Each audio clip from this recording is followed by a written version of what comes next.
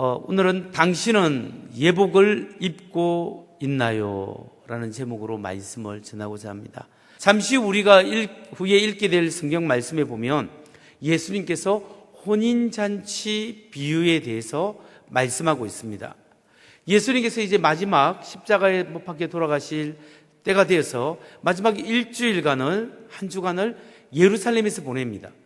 거기서 하나님 말씀을 증거하는데 사두개인들과 바리새인들이 예수님의 말씀을 건수건수마다 꼬투리 잡고 반대합니다. 이 가장 먼저 하나님 나라의 복음을 환영하고 받아들여야 될 사람이 이 종교 지도자들이었는데, 이 사람들이 가장 먼저 예수님을 반대하고 하나님 나라의 복음을 거부해버립니다. 그리고 심지어 예수님을 어떻게 죽일까 모의하고 결국 예수님의 십자가에 못 박기로 작정을 하는 거죠. 예수님은 이런 불신앙의 모습을 미리 아시고 그 사람들에게 혼인잔치의 비유를 이렇게 설명합니다. 어느 나라 임금님이 그 백성들 중에 어떤 사람들을, 특별한 사람들을 초대했습니다. 자기 아들의 혼인잔치에 초대했습니다. 초대장도 보내고 정중히 초대했는데 사람들이 안 오겠다라는 겁니다. 그러니까 이번에는 신실한 신하들을 보내서 그 사람들을 설득합니다. 아주 좋은 잔치를 베풀었고 우리 임금님의 아들이 혼인을 하니, 결혼을 하니 와서 축하해 주십시오. 이렇게 했는데 그 사람들이 들은 채 만취하면서 자기 밭으로 일하러 가고 사업하러 가기도 하고, 또 어떤 사람들은 그 신하들을 붙잡고 모욕 주기도 하고 심지어 신하들을 죽였다고 합니다. 이 소식을 들은 그 나라의 왕이 너무나 화가 나서 군사들을 보내서 그 사람들을 처벌하고 그 마을을 불태워버렸다. 그리고 초대받지 않는 모든 다른 사람들에게 가서 이 혼인잔치에 참여하십시오 해서 많은 사람들이 혼인잔치에 참여하게 되었다는 겁니다. 그런데 어떤 사람은 그 잔치 속에 예복을 입지 않은 사람이 있었습니다. 그 사람은 묶여서 밖에 던져져서 쫓겨나게 되었다라는 그 비유를 예수님께서 말씀하고 있습니다. 여러분, 하나님 잔치에 초대를 받았는데 어떤 사람은 거부했습니다. 그 거부한 사람들에 대한 메시지는 무엇이겠습니까? 또 우리들은 어떤 사람은 그 하나님 나라의 잔치에 초대해서 응답을 했습니다. 그러면 우리는 어떤 예복을 입고 어떤 삶의 자세로 살아가야 하겠습니까? 오늘 여기에 대해서 말씀을 살펴보려고 합니다. 여러분, 간혹 어떤 사람은 이런 질문을 합니다. 하나님이 사람을 왜 만드셨죠? 데리고 놀기 위해서? 아니면 뭐 하기 위해서 하나님이 인간을 만드셨을까요? 심심해서 만들었다 이러는 사람도 있습니다. 그러나 하나님은 결코 심심한 분이 아니죠. 하나님께서 우리를 만드신 이유는 우리 인간의 유익을 위해서 만드셨습니다. 창조주 하나님이 누리는 그 영광과 하나님의 그 세계가 너무나 좋기 때문에 하나님의 형상을 닮은 사람들이 하나님의 나라에 와서 그 하나님의 영광을 맛보고 너무 좋아하고 기뻐하고 하나님께 찬양할 수 있는 그 기회를 주기 위해서, 우리에게 가장 좋은 것을 주기 위해서 인간을 만드신 거예요. 그래서 결국 하나님 나라의 잔치에 초대한 겁니다. 근데 오늘 이 본문에 보면 하나님 나라의 잔치에는 모든 사람에게 열려 있다라는 겁니다. 이 영광스러운 구원의 잔치에 모든 사람을 다 초대했습니다. 그러면 여러분, 우리가 성경을 보면서 한 가지 의문이 드는 게 뭐냐면, 왜 하나님이 인간을 하나님의 구원할 것인가? 도대체 하나님은 우리 인간을 왜 구원하시려고 하는가? 우리에게 왜 구원이 필요하고 과연 구원이란 무엇인가? 여기에 대해서 의문이 들 때가 있습니다. 여러분, 구원이 무엇이죠? 왜 우리가 구원이 필요합니까? 구원이라는 것은 죄로부터의 구원인데 하나님과의 관계의 회복을 말합니다. 하나님과의 깨어진 관계가 회복되는 것, 이것이 하나님과 깊은 사귐을 갖게 되는 것, 그것이 구원입니다. 구원이라는 것은 단순히 우리가 죽어서 천국 가는 것이 아니라 하나님과의 끊어진 관계가 다시 예수님의 십자가에 의해서 이어져서 하나님과의 깊은 사귐을 갖게 되는 것이, 그것이 성경이 말하는 구원이에요. 여러분, 사람이 혼자서 저 무인도에 갇혀서 생활하게 된다면 이 사람이 행복할까요? 행복하지 않다고 그럽니다. 왜 그렇겠습니까? 사람은 관계성 속에 살게 되어 있습니다. 부부가 만나고 부모 자식이 있고 형제가 있고 그리고 친척이 있고 이웃이 있고 사랑하는 사람들이 있고 그 속에서 주거니 받거니 하면서 관계성을 맺을 때 사람은 행복하도록 만들어놨습니다. 그런데 이 사람은 사람과의 관계에서만 행복한 것이 아니라 영혼 속에, 우리 영혼 속에 깊은 곳에 하나님이 하나님과 관계성 속에서 살 때 인간이 근본적으로 만족할 수 있는 욕구를 창조할 때부터 만들어 놓은 거예요. 그렇게 사람이 하나님과의 소통이 잘 될 때 사람과의 소통과 관계성 속에서도 행복이 있는 거예요. 그런데 이 하나님과의 관계가 파괴되었습니다. 이 하나님과의 파괴되었는데 파괴된 이유가 뭐냐면 죄악 때문입니다. 인간이 하나님과 소통하도록 아담과 하와를 통해서 그렇게 만들었는데 불순종으로 인하여 죄로 말미암아 하나님과의 관계가 파괴되었기 때문에 사랑과 생명과 행복의 근원인 하나님께 끊어져 버렸습니다. 그러니까 사람은 여기서 사랑이 아니라 생명을 잃어버렸고 관계의 파괴가 왔고 고통이 있고 절망과 인생의 무의미 속에 살게 되는 거죠. 그래서 그러면 이렇게 살아가면 인간이 결국은 영원히 하나님과 분리되어서 영원한 죽음에 처하게 되는 거죠.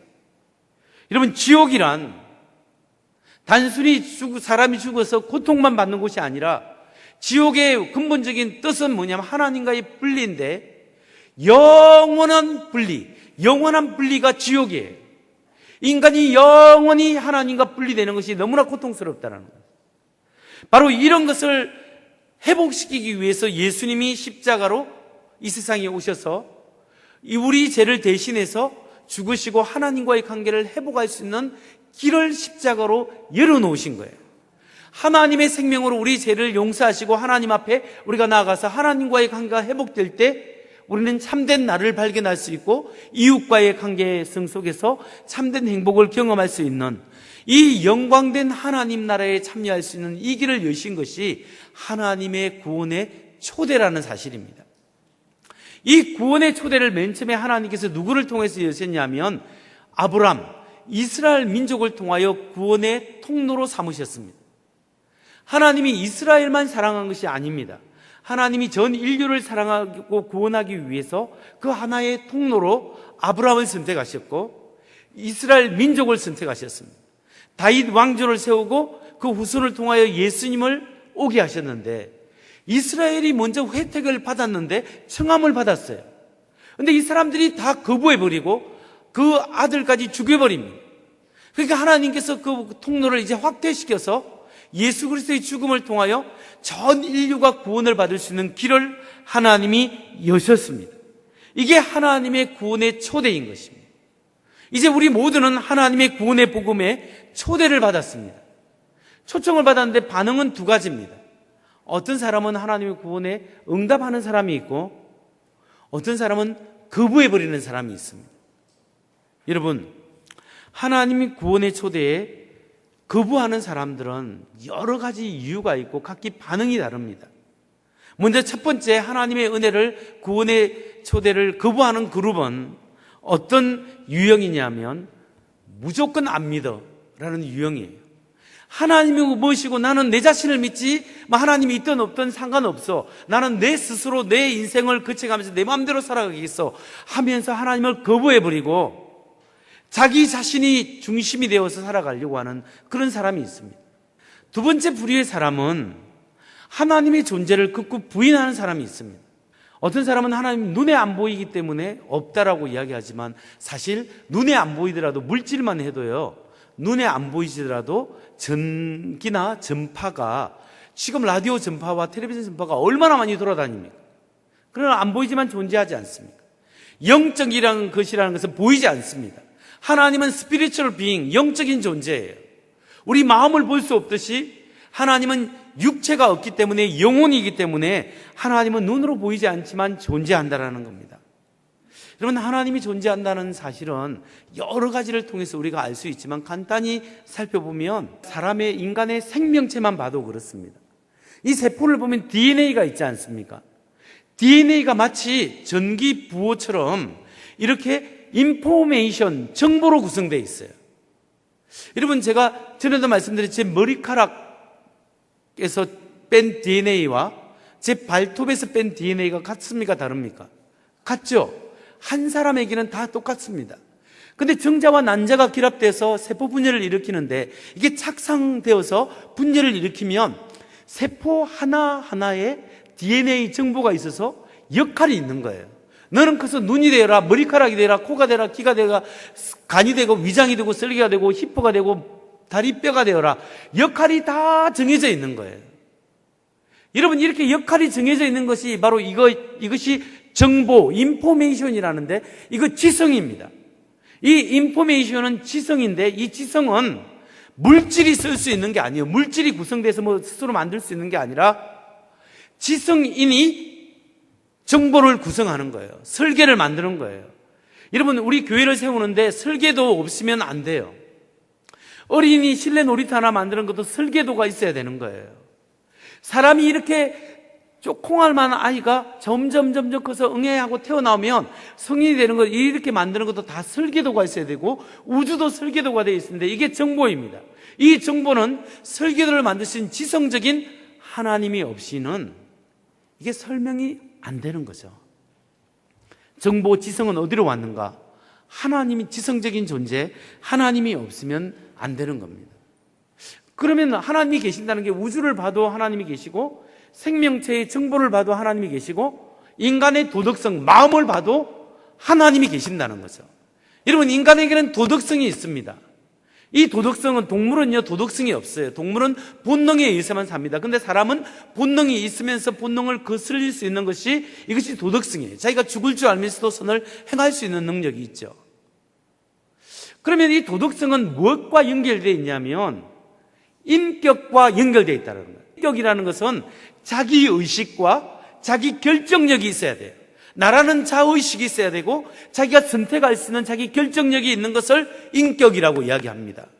그러니까 이 도덕성은 사람에게만 있고, 이 사람에게 왜 이런 인격이 있느냐? 물질에는 없고 동물에도 없는 이 인격이라는 도덕성이 어디서 왔느냐? 그것은 이 거대한 인격, 거대한 도덕성을 가진 완벽한 하나님이 계시지 않으면 물질에서 올 수 없는 이 정신적인 요소, 인간의 영혼이나 인간의 도덕성은 영혼이 있는 하나님으로부터 올 수밖에 없다라는 거죠. 그러니까 우리가 이런 것을 생각해 보면 우주를 봐도 하나님 없으면 해결이 안 되고, 이 생명체의 정보를 봐도 하나님이 없으면 해결이 안 되고, 인간의 도덕성과 영혼과 정신을 봐도 하나님이 없으면 물질로서는 만들어질 수 없는 이것들은 무신론자들이 해결할 수 없는 거예요. 이런 것을 통해서 하나님이 계실 수밖에 없는 증거가 너무나 많은 거예요. 그럼에도 불구하고 그렇기 때문에 무신론자는 하나님을 믿지 않는다 하지만 사실은 그 믿지 않는 믿음에 대한 근거를 제시할 수가 없다라는 거예요. 세 번째는 범신론자적인 유형이 있습니다. 범신론은 뭐냐면 이 모든 것이 신이에요.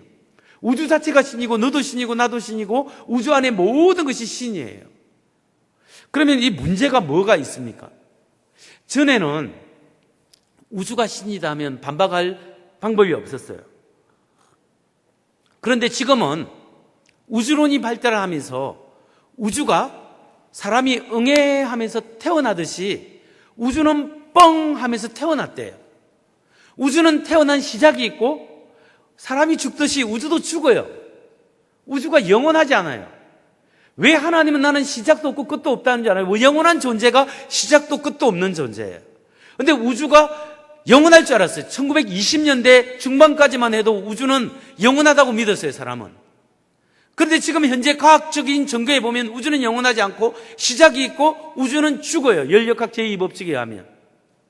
그러면 우주가 죽으면 우주 안에 있는 모든 신도 죽고 우주도 죽고 신이 다 죽어버리면 누가 우리를 구원해줘요? 구원자가 없는 거죠. 우주는 멸망합니다. 멸망하면 신이 안 되는 거예요. 그러니까 멸망하지 않는 근본적인 토대가 있어야 되는 거예요. 그분이 누구냐면 하나님이세요. 그러니까 범신론적인 구원은 해결되지 않습니다. 마지막으로 그러면 누가 신이냐? 유일한 창조주가 있다고 믿는 부류 중에 하나가 이슬람인데, 기독교 빼고 이슬람인데 이슬람 알라는 인격적인 교제할 수 있는 그런 신이 아니에요. 이슬람이라는 그 용어 자체가 submission, 복종을 말합니다. 무조건 복종을, 이슬람의 알라는 알면 안 됩니다. 무조건 그 알라의 말씀에 복종을 해야 되고, 알라는 자세히 분석해 보면 인격적인 신이 아니에요. 우리가 믿기에는 그런 신은 없다고 하지만 아무튼 알라 자체를 코란경을 분석해 보면 우리처럼 기독교의 하나님처럼 인격적인 존재가 아니에요.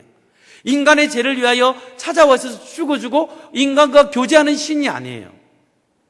그런데 기독교의 하나님은 인간과 교제하고 인간을 위하여 죽어주고 인간의 죄를 용서하시고 하나님을 힘써 알라고 그럽니다. 기독교의 하나님은 하나님을 알아야 합니다. 성경을 알고 하나님의 어떤 분인가 알고 하나님과 사겨 나가자고 하는 거예요. 이 나의 인격이 하나님의 인격을 만나서 하나님과의 교제를 넓혀 나가는, 이것이 기독교의 하나님이고 기독교의 구원의 방법이에요.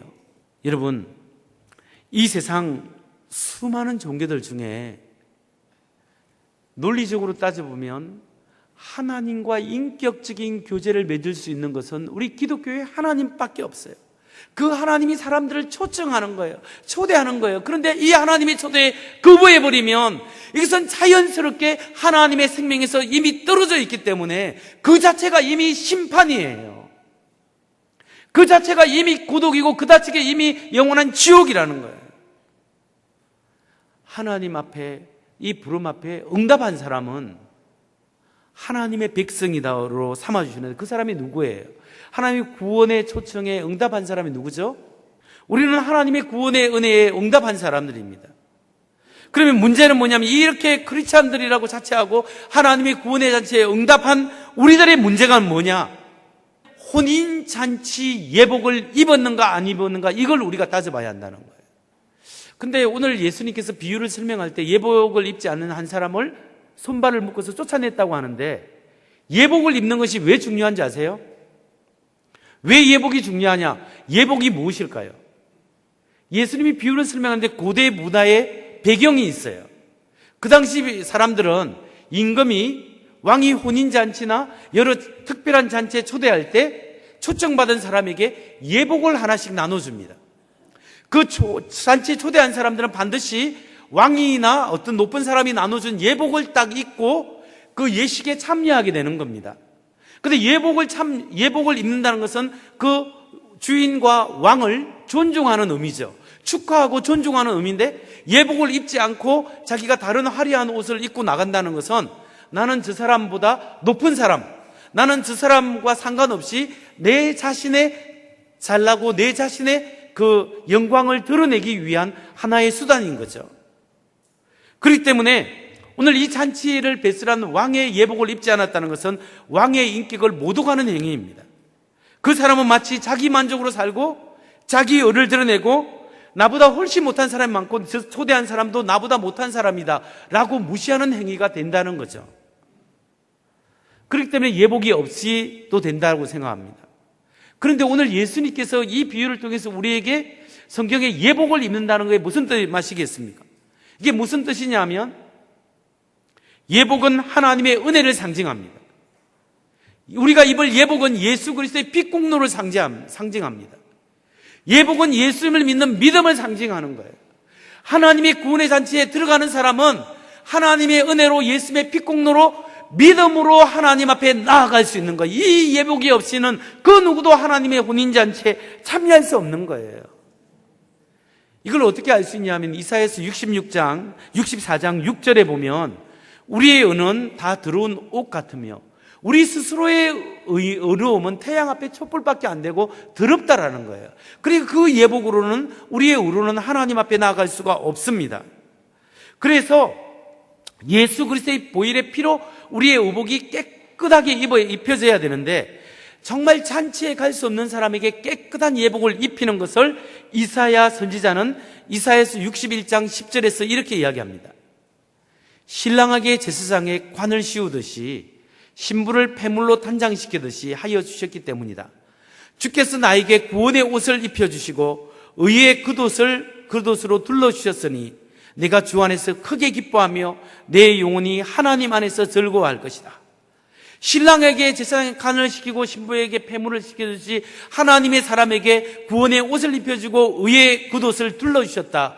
이것은 자격 없는 사람에게 둘러주신 그것을 이야기하는데요, 이런 이사야의 이야기를 사도 바울이 신약에서는 그 의로운 옷, 하나님의 의가 어떻게 증가되냐 하면 그것은 예수님을 믿는 믿음의 의로움으로 이야기합니다.